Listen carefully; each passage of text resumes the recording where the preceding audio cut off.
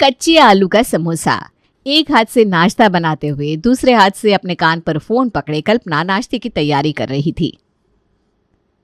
ये विनोद क्यों नहीं आया अभी तक? पापा जरा फोन तो मिलाए उसे, बाहर कस्टमर खड़े हैं। विनोद को छुट्टी देना और पत्थर पर सर मारना। 2 दिन की छुट्टी बोलकर गया था, आज 4 दिन हो गए। कितने दिन कस्टमर लौट जाएंगे? मैं अभी जाता हूँ और दूसरा हलवाई ढूंढ कर ले आता हूँ। हलवाइयों की कमी थोड़ी ना है शहर में। स्टेशन के पास सभी लाइन बनाकर बैठे रहते हैं। यहाँ लोग काम की तलाश में भटक रहे हैं और इस विनोद को काम दे दिया तो खुद को राजा समझने लगा। अरे कोई गर्जी थोड़ी ना है हमें। 40 साल पुराना दुकान है हमारा, 40 साल पुराना। ले आएंगे दूसरा हलवाई। अरे आप ना बीपी मत बढ़ाइए, पहले खाना खा लीजिए, कहीं भागे नहीं जा रहे हलवाई। कल्पना नाश्ता लगा दो, फिर पापा और मैं हलवाई ढूंढने निकलेंगे। हॉल से आती आवाज को सुनकर कल्पना कहती है, तू रुक बहन, मुझे नाश्ता बनाने दे, मेरे ससुर जी को हलवाई ढूंढने निकलना है। हलवाई ढूंढने? लगता है तेरी 6th मंथ एनिवर्सरी सेलिब्रेट होने वाली है। सही है सही है, छत पर ही टेंट बनवाएगी क्या? तू तो और ही है, ये सब नहीं होता मेरे ससुराल में। तू तो जानती है हमारे समोसे का काम है, तो ये हलवाई ना 3 दिन से नहीं आ रहा और कस्टमर वापस लौट जा रहे हैं। तो नाश्ता करके विक्रम और पापा जी हलवाई ढूंढने जाएंगे, इसीलिए हड़बड़ी है।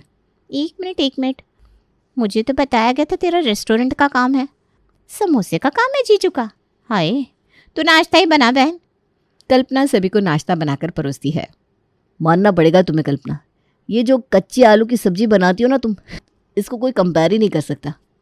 ये तो है बहू, और जल्दी भी बन जाती है, वरना आलू को उबालो फिर सब्जी बनाओ, इतने में भूख ही खत्म हो जाए। बिल्कुल सही कहा आपने मम्मी जी।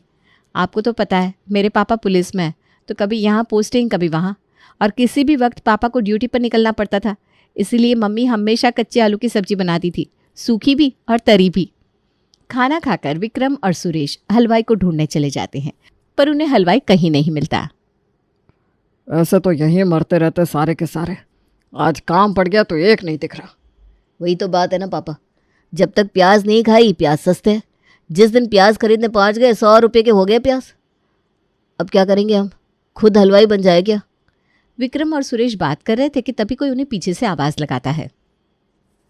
अरे विक्रम बेटा, अरे सुरेश। ये आवाज़ कौन लगा रहा है? अरे दीदी आपका दिल्ली आना कब हुआ? वही तो बेटा, शादी का सीज़न है, शादी में आई हुई थी। जलंधर छोड़ने के बाद दोबारा आना हुआ नहीं तुम लोगों का। शहर आते ही गांव को भूल गए। फ़ोन नंबर भी नहीं था मेरे पास कि तुम लोगों को खबर करती। पर किस्मत में मिलना था तो मिल ही गई ना बुआ जी, पैरी पोना। शादी अटेंड कर ली, अगर करनी बाकी भी है तो रहोगी आप हमारे ही घर। हम भी तो पड़ोसी धर्म निभाएंगे कि नहीं? और अपने गांव की पड़ोसन किरण को लेकर बाप बेटे वापस घर लौट आते हैं। अच्छा पापा जी, मिल गई हलवाई? आप इन्हें घर ले आए, यही सही किया। यहीं रहेंगी, खाएंगी पियेंगी तो छुट्टी का झमेला ही नहीं है। लगता है अकेली है आंटी जी। माफ़ करिएगा दीदी, ये कुछ भी बोलती है। अरे बेटा, ये हमारे जलंधर वाली बुआ जी हैं, और वहाँ हमारे घर के बाजू में ही रहती थी। मेरी तो यही ननद थी, यही सास थी। पैर छुओ बुआ जी के। ओह सॉरी बुआ जी, मुझे पता नहीं था। कल्पना फौरन रसोई में जाती है और बुआ जी के लिए चाय बनाकर लाती है। अरे ये तो बड़ा बुरा हुआ बेटा, दुकान का हलवाई भाग गया। मुझे पता होता तो मैं जलंधर से हलवाई लेती आती। अभी तो शादी का सीज़न है, ऐसे में हलवाई तुझे मिलेगा भी नहीं। कम से कम हफ्ते भर तुझे रुकना ही पड़ेगा। 8 तारीख को लगन ख़त्म हो रहे, उसके बाद लग जाएगा पंचक। पंचक में कोई शुभ काम होते नहीं, ऐसे ही वेले ठेले पड़े रहेंगे सारे हलवाई। जाकर उठा कर ले आना। छोटी हूँ दीदी, आपके सामने बोलना तो नहीं चाहिए, पर पंचक तो अच्छा समय नहीं होता। अशुभ समय में नया हलवाई लाना ठीक रहेगा क्या? ये लो कर लो बात। तू बताए से सुरेश, तेरे जीजा जी तो अमावस में सोने चांदी खरीद कर ले आते हैं, क्योंकि तब दाम में गिरावट आ जाती है ना। अरे धंधे को थोड़ी ना कोई छूत लगती है। नाई दाई वैद कसाई, इनका छूत तक कभी ना जाई। आप इतनी दूर से आई भी बुआ जी, और हम आपको समोसा भी नहीं खिला पाए। अरे तो क्या हो गया अगर बुआ जी अपनी दुकान के समोसे नहीं खा सकती? मेरी रसोई के समोसे मैं उन्हें खिला ही सकती हूँ। तो आज रात को तय रहा, डिनर समोसे का ही होगा।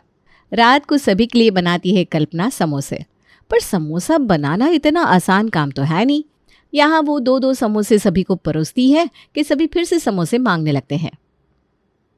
छा गए बेटा जी, छा गए।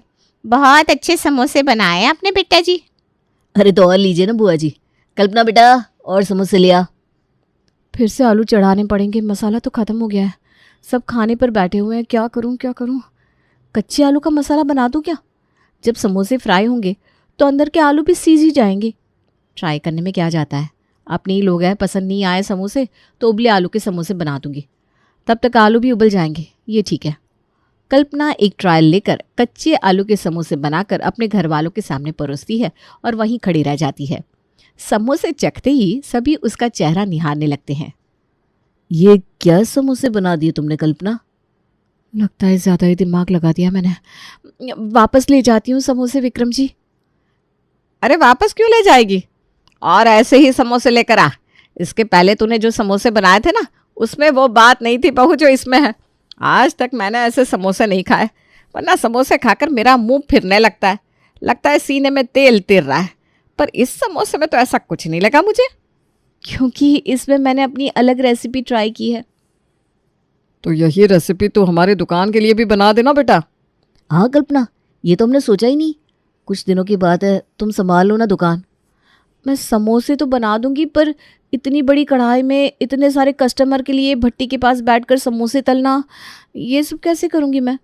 अरे उसकी तुम फिक्र मत करो, स्टाफ तो है ही हमारे पास। राजू जो चटनी बनाता है उसे आता है समोसे तलना। तुम सिर्फ समोसे बनाने का काम कर दो, बाकी हम देख लेंगे। अब कल्पना एक बिजनेस वुमन बनने वाली थी। इस बात को लेकर वो बड़ी खुश थी। तभी उसे प्रिया का फ़ोन आता है। सुबह मैंने तेरे मुंह पर फ़ोन काट दिया, सॉरी यार। लेकिन ना मुझे तेरे लिए बुरा लग रहा था, पर कोई बात नहीं, चल। वरना तू ना कितनी स्मार्ट लड़की थी, पर शादी के बाद तुझे चूल्हा चौका संभालना पड़ रहा है। हो गया, बोल दिया तूने। देख मेरी बात सुन, चांदनी चौक में 40 साल से दुकान है हमारी। जितने बड़े बड़े बिजनेस वालों का टर्नओवर नहीं होता ना, उतना हम अपनी दुकान से कमा लेते हैं। दुकान की कीमत पता है तुझे? खैर तुझे क्या बताऊं। और सिर्फ रसोई नहीं संभालती मैं, कल से दुकान भी मेरे अंदर है। जीजा जी को कभी पैसे की ज़रूरत पड़े ना तो मुझे बोल देना ज़रूर मदद कर दूंगी। अगली सुबह किसी शेफ की तरह कपड़े पहनकर कल्पना अपने कमरे से बाहर आती है और सीढ़ियों से नीचे उतरकर अपनी दुकान के किचन में जाकर बड़े बड़े कढ़ाई में मसाला बनाने की तैयारी करने लगती है। अरे भाभी, आप सीधा कच्चे आलू का मसाला बना रही हो, पहले उबालिए तो आलू को। अब तू मुझे सिखाएगा कि क्या करना है और कैसे? मैं समोसे बनाकर दे रही हूँ, तू इन्हें बाहर लेकर जा और फ्राई कर, बस इतना ही काम है तेरा। गणेश जी का नाम लेकर कल्पना बनाती है समोसे का पहला स्लॉट। हे गणेश जी महाराज, मेरी रक्षा करना, सभी को पसंद आ जाए समोसे। फिर एक और दुकान खोलूँगी, कल्पना की कल्पनाएं नाम की। हर तरह के समोसे होंगे उस दुकान में। हाय कसम से कल्पना, अगर तेरे सपने पूरे हो गए और तुझे मास्टर शेफ से कॉल आ गया तो? कल्पना अपने ख्यालों में खो जाती है और कढ़ाई में पक रहा मसाला जल जाता है। अरे भाभी, रसोई में ध्यान चूल्हे पर होना चाहिए, किसी और चीज़ पर नहीं। मैं फिर से आलू काट देती हूँ। सुरेश की दुकान खोलते ही बाहर इतनी लंबी लाइन लग जाती है मानो मुफ्त में समोसे बांटे जा रहे हो। और ऐसा होना भी था, आखिर सुरेश की दुकान 40 साल पुरानी जो थी। पूरे 5 दिन के बाद आज शटर उठाया दुकान का आपने। हमें तो लगा कहीं आप सब धंधा बेचकर जलंधर तो निकल नहीं गए। अरे ऐसे कैसे भाई साहब, हम तो नया कुक लाने गए थे। आज का समोसा खाकर बताइएगा आप कैसा लगा। भैया जरा 4 समोसे पैक कर दो। 4 नहीं 5 समोसे पैक करना छोटू। 1 समोसा मैडम यही खाएंगी हमारी तरफ से। वो क्या ना मैडम, हमने कुछ नया ट्राई किया है समोसे में, आप एक बार खा कर देखिए। जैसे ही सभी कच्चे आलू का समोसा खाते हैं, उनके चेहरे का रंग ही खिल जाता है। ओह माय गॉड, ये तो काफ़ी टेस्टी है और क्रिस्पी भी। अंदर का मसाला काफ़ी अलग लग रहा है। कोई चाइनीज़ मसाला इस्तेमाल कर रहे हैं क्या आप लोग? Very nice. सच में सुरेश, 5 दिन दुकान बंद करके शेफ ढूंढने का तेरा ये आइडिया तेरे बिजनेस को 4 गुना बढ़ा देगा। ये पकड़ मेरे भाई का नंबर, उसके ऑफिस में पार्टी है, रात को बात कर लेना कितने समोसे भिजवाने हैं। हाँ अब मैं लेता हूँ ना अंकल। हाँ, लाइए। कल्पना के कच्चे आलू के समोसे तो चल पड़ते हैं। चल क्या पड़ते हैं, दौड़ पड़ते हैं बिना रुके। बेचारी कल्पना सिर्फ समोसे ही बनाती रहती है और ऐसे ही बच जाते हैं 12, घड़ी के भी और कल्पना के भी। और 4 घंटे के लिए दुकान की शटर डाउन हो जाती है। कल्पना जैसे ही सीढ़ियों से ऊपर चढ़ती है, उसकी सास कहती है, अच्छा हुआ तू आ गई, मैं नीचे ही आ रही थी। अरे तुझे दुकान जाना था तो नाश्ता बनाकर जाती। यूं सज सवर कर कमरे से निकली और सीधा सीढ़ियों से नीचे उतर गई। नाश्ता पूरा मुझे बनाना पड़ा। अब चल दोपहर के खाने की तैयारी कर। ऊपर आते ही विक्रम और तेरे पापा जी खाना मांगने लगेंगे। मैं खाना बनाऊं मम्मी जी? हाँ तो तू नहीं बनाएगी तो कौन बनाएगा? देख रही है दीदी आजकल की बहुओं की हरकत। 2 मिनट दुकान क्या गई, कह रही है मैं बनाऊं। अरे शाम को दीदी के दोनों बच्चे, बहुएं, पोते पोतियां सब आ रहे हैं, पूरी तैयारी करनी है, चल जल्दी। मुझे पता है आप क्या सोच रहे हैं। असल में सुरेश और विक्रम ने तो कुछ काम किया ही नहीं था। असली काम तो कल्पना कर रही थी। सुबह 6 बजे से 12 बजे तक मसाले बनाना और समोसे तैयार करना, और उसके बाद भी दोपहर का खाना बनाने का जिम्मा उसके ऊपर ही था। कल्पना रसोई में जाकर दोपहर के खाने की तैयारी करती है। खाने की टेबल पर सब सही हो गया अब दीदी। बड़ी टेंशन में थे हम कि कैसे सब कुछ होगा, पर भगवान की दया से कल्पना ने सब संभाल लिया। आप तो ऐसे कह रहे हैं कि सब्जियां यही काटती है, यही उबालती है, यही मसाले बनाती है और समोसे तलने के बाद कस्टमर को पैक करके भी देती है। ऐसा तो नहीं है ना? काम करने वाले तो है ना दुकान में, तो सिर्फ समोसे बनाने में वक्त कितना लगता है? ऐसी बात नहीं है मम्मी, हर काम में मेहनत लगती है। और खुशी की बात यह है कि कल्पना के हाथों का समोसा सभी को इतना पसंद आया कि आज ही हमें 3 जगह से ऑर्डर मिल गया है, तो लगकर काम करना होगा। ये लो 2:30 बजने को आ गए। चलो कल्पना नीचे, अभी से मसाला बनाकर तैयार करोगी तभी तो 4 बजे पहला स्लॉट निकलेगा। अभी तो झूठे बर्तन भी साफ करने हैं मुझे पापा जी। अरे ये सब होता रहेगा बेटा, घर में पैसे ही नहीं आएंगे तो कहाँ से बनेगा खाना। तू चल चल, मैं नीचे उतर रहा हूँ। अब कल्पना करती तो क्या, शाम को किरण के घर वाले आने वाले थे तो उनके लिए खाने की तैयारी भी करनी थी, पर ससुर ने समोसे बनाने को कह दिया था तो वो भी करना था। अपने ससुर के पीछे पीछे कल्पना नीचे उतर जाती है और समोसे बनाने की तैयारी करने लगती है। कुछ देर बाद उसके फ़ोन पर उसकी सास का कॉल आता है। अरे ये क्या, मना करने के बाद भी बेशर्मों की तरह नीचे उतर गई तू? और सुबह बोला नहीं मैंने? ये सफ़ेद शर्ट और पैंट पहनने की क्या ज़रूरत थी? कोई शेफ है क्या तू? हैं, साड़ी पहन कर चली जाती। अरे नहीं तो सूट पहनती। कितने सारे मर्द काम करते हैं नीचे और ऐसे कपड़ों में चली गई। ऊपर आ, कपड़े बदल और बुआ जी के लिए चाय नाश्ता बना। उनके बेटे बहू भी आ रहे हैं, उसके बाद चली जाना नीचे। हे भगवान, न जाने किस घड़ी में मैंने ये कच्चे आलू के समोसे बना दिए थे। यहाँ काम छोड़ूंगी तो कस्टमर लौट जाएंगे और मम्मी जी है कि सुनने को तैयार नहीं है। उल्टे पैर कल्पना वापस ऊपर चढ़ती है। अपने कपड़े बदल कर आने वाले मेहमानों के लिए शाम और रात के खाने की तैयारियां करने लगती है। तभी उसे ढूंढता हुआ विक्रम ऊपर आ जाता है। ये क्या कल्पना, चाय पीना बाकी रह गया था क्या तुम्हारा? नीचे मंगवा लेती चाय, मैं राजू से कहकर मंगवा दूंगा। छोड़ो, बताओ, चाय पीने ऊपर चढ़ गई। अरे काम में सीरियस नहीं है तुम्हें बिल्कुल भी। मैं खुद के लिए चाय नहीं बना रही हूँ, बुआ जी के लिए बना रही हूँ। पसीने से भीगी हुई हूँ मैं। एक बार नीचे काम करो, एक बार ऊपर। अरे देख कर तो बोलो, बस बोलने लग जाते हो। देखो अब बातों में टाइम वेस्ट मत करो, ठीक है? जो भी है चलो नीचे। इसी ऊपर नीचे में किसी तरह पहला दिन निकल जाता है। कल्पना का पूरा शरीर दर्द से टूटने लगता है। किसी तरह उसकी आंख लगती है कि रात के 2 बजे ममता कल्पना के कमरे का दरवाज़ा खटखटाती है। रात के 2 बजे ग्राहक आ गए? हे भगवान, इतनी भी बिक्री नहीं करवानी थी। आंख मसलती हुई कल्पना दरवाज़ा खोलती है। बूढ़े बुजुर्गों का घर है ये, इस तरह छक नींद में मत सोया कर। किरण दीदी का पोता रो रहा है, जा जाकर दूध गर्म करके ला। क्या? इसे कहते हैं करम फूटना, जो कल्पना के फूट गए थे। ऐसे कैसे चलेगा? ऐसे तो मैं बीमार ही हो जाऊंगी। कल्पना अपने कमरे में जाकर सोती है कि कुछ देर बाद बज जाते हैं 4 और किरण कल्पना को उठाने आ जाती है। 2 घंटे हुए नहीं कि फिर मम्मी जी आ गई। ये बच्चा कितना दूध पीता है। नींद में चलती हुई कल्पना दरवाज़ा खोलती है। अरे बहू ज़रा गर्म पानी दे दे। वो क्या है ना, मैं दिन में बस एक ही बार बाथरूम जाती हूँ।